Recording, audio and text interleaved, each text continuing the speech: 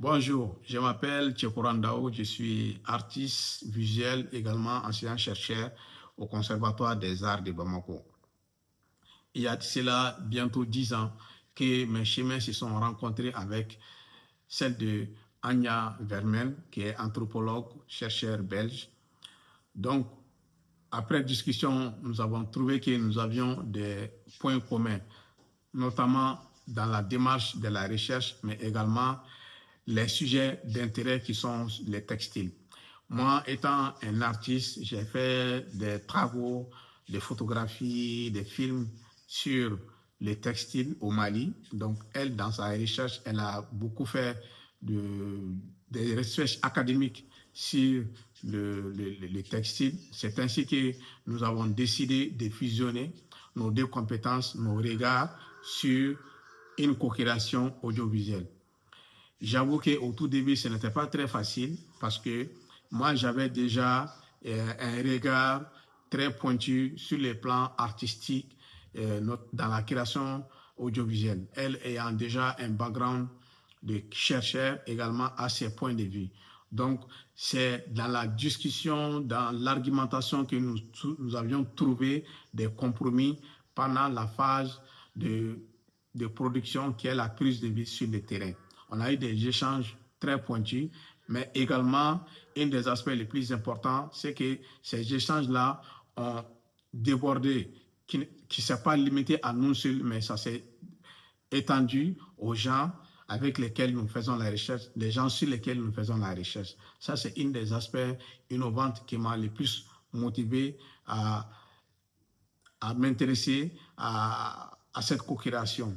Parce que nous avons fait le constat souvent qu'il y a eu des chercheurs ou il y a eu des anthropologues, des ethnologues qui ont fait des études, qui ont fait des recherches sur des populations sans savoir tous les pourtours, tous les mystères, toute l'atmosphère autour de ces gens, et ils ont fait des conclusions de leurs recherches, souvent sans la participation de cette population. Donc, ces données, c'est ce qui fait souvent un préjugé sur certaines populations en Afrique. Donc, notre démarche se démarque complètement de cette démarche coloniale. Donc, nous avons essayé de décoloniser la méthode de recherche en ayant les trois regards, celle de l'anthropologue chercheur européenne, moi qui suis un Africain, mais qui suis aussi artiste, mais également la participation des gens avec qui nous faisons la recherche. Donc, nous sommes à la phase presque de la post-production du projet. D'ailleurs, je peux dire que nous sommes à la phase finale de la post-production du projet. Je suis vraiment très content du projet, des produits que nous avons réalisés sur la base du compromis. J'insiste bien sur la base du compromis parce que la recherche, c'est l'argumentation. Bien sûr, la connaissance, la vérité, personne n'a le monopole de la vérité. Donc, nous avons essayé de trouver un compromis dans nos argumentations, dans ce travail, pour donner un travail qui acceptable et en Europe et en Afrique, mais également et que tous les deux ou bien tous ceux qui ont participé à ce projet soient d'accord avec ce qu'on a fait. Donc ça, c'est vraiment l'un des aspects les plus importants dans cette recherche.